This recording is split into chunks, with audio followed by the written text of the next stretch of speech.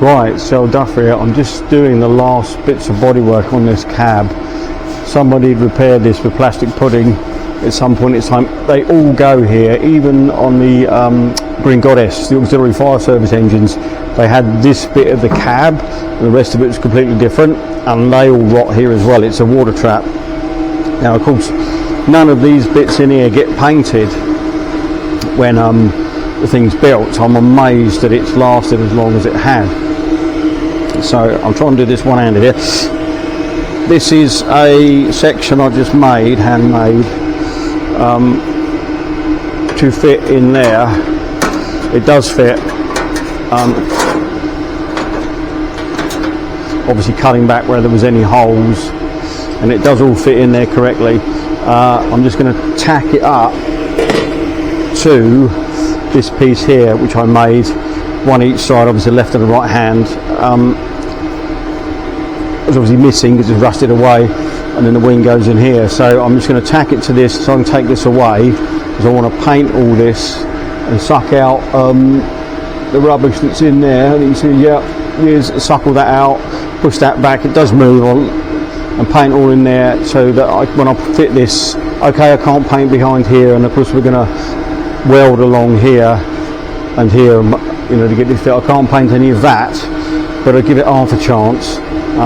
So that was just a quick update. Once we got this done and the other side done, get both wings back on, and we'll take it for a run and see what it's running like now. Sort the carburetor out, it does seem a lot better. So that then, I think, other than a few little holes, I've got a little hole there to do, and same the other side, and I've pretty well much done all the cab rust. I think there's a little rust hole there to deal with. It's just silly little things to finish off, you know, one there.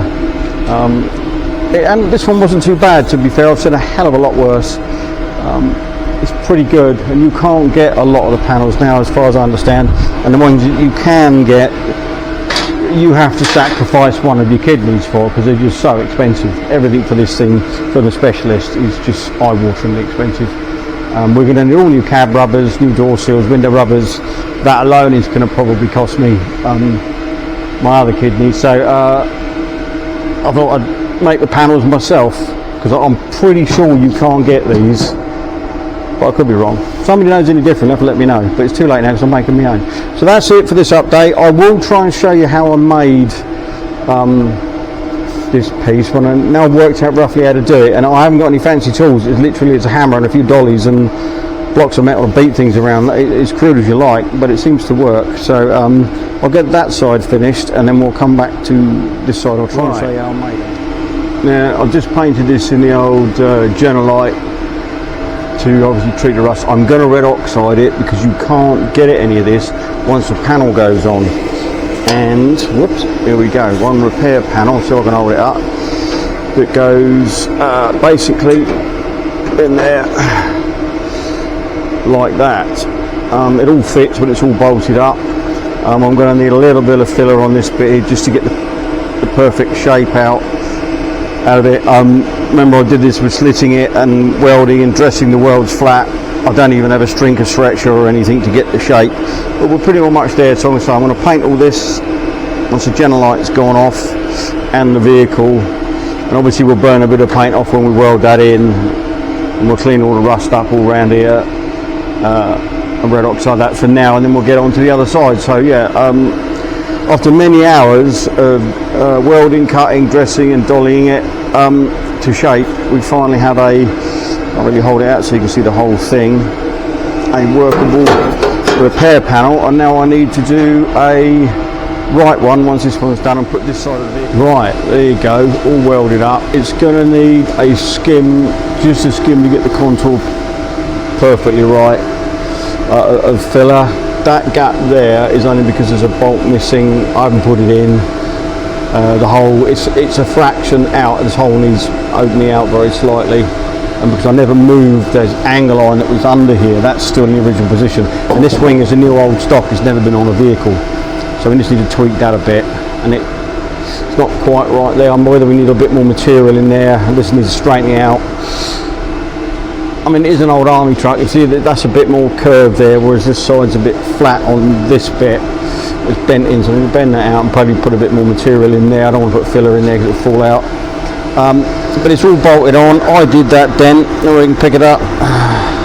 With no mirrors on it, I couldn't quite see where the front was and caught it, so I need to dress that out. But overall, yeah, we're there with that side, and I now need to get the metal work done on this side. The one I've just done was far worse than this. You can see what's left of the plastic pudding that somebody put on there and just made the whole situation worse, rather than welding it up or getting it welded up. So yeah, next job, get the offside wing off and do the same, and make a few adjustments here and there, and once I'm happy with it, we'll do a road test and then cab off time and get it shot blasted. We have a shot blasters on site now, so that'll be quite useful to get the cab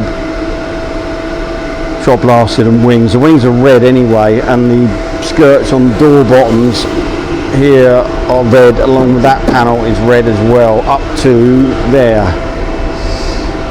So they'll be painted. Obviously I can paint this bit separately, that bit separately, and just mask off to do this. I'm going to roller it rather than spray it. Spraying it just goes everywhere, and it's an army truck, you know. If they wanted it a different colour in the army, they'd just paint it a different colour with a brush. Nobody cared. So it is meant to be bronze green, which is that colour, gloss bronze green, which I found it strange painting on an army truck gloss, but there you go, they were originally. So that's the next job, get this side off. Right, crude as you like really. That piece under there, you can see, I made from using the top of the old wing, or the good wing, to give me that template, because I don't have a shrink or stretcher here. All I've got is some blocks of metal and a palanishing hammer, and that's it, and I'm not very skilled at that either.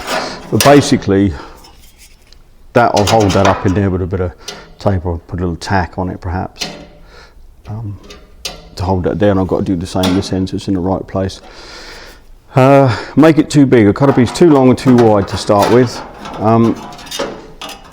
and I'm just trying to get that radius kind of somewhere where we need to be.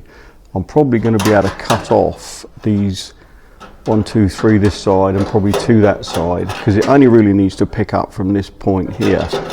So basically I just slit it and then pulled it around with a pair of pliers, water pump pliers, and then I've kind of dressed it over a block to get it a bit more uniform. It doesn't have to be absolutely perfect, it really doesn't, because you're going to weld all these slots up, which will help generate a radius anyway, because the weld shrinks as it cools. It'll probably overbend it and you'll end up having to dress the welds a bit to squish it back out again, and that will be the same. Let me put this here a minute. When we do down here to make this pull in, as I say, it's not only curved that way, it's curved that way. It's compound angle as they call it. Oh, come here you.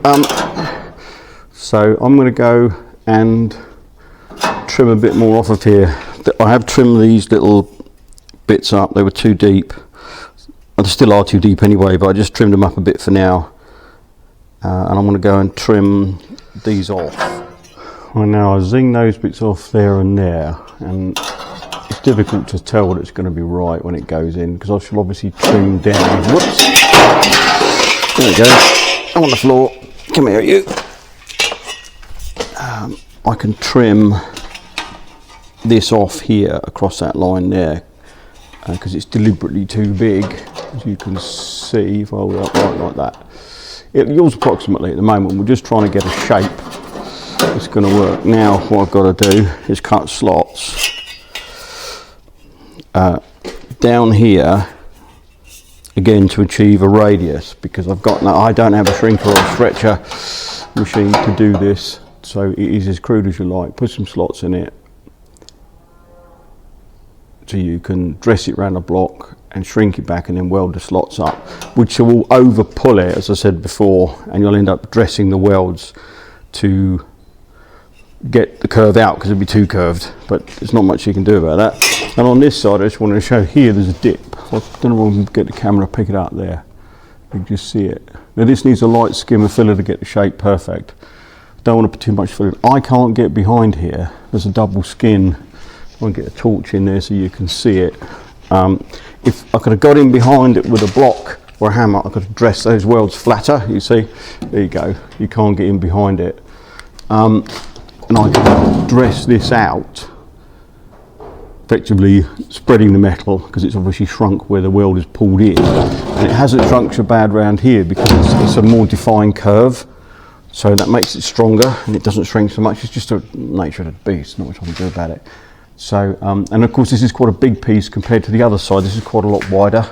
I'm hoping this won't pull as much when we do this side, because this is much narrower. So I'm going to go and slit that, and then I TIG weld it up. I've got my TIG weld set on pulse. The idea is that you put less heat in the material. You still need to get enough heat in it to weld it, obviously, but you put less heat into it overall, so you get less heat distortion. I know I said when I'd do this one I'd show you how I made it, and I carried on in between other jobs and just made this piece here, which I made in 3 pieces and not 2 like I did the other side.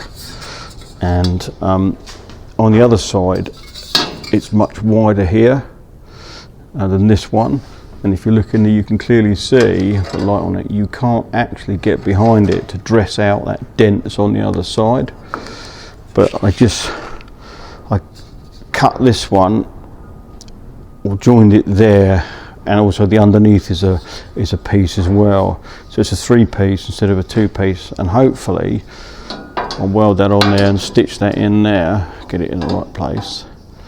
I got my TIG welder set on pulse because obviously we need to do a decent weld, but I don't want to put too much heat into it. I'll completely turn it into a banana. Right, there you go, just stitched in a few places, just tacked up, and even that's pulled a little bit. It's not too bad at the moment. I'm sure it will pull more when I weld it, and then we sort of tidy up. But I'll keep going and see where we get to by the end of the day.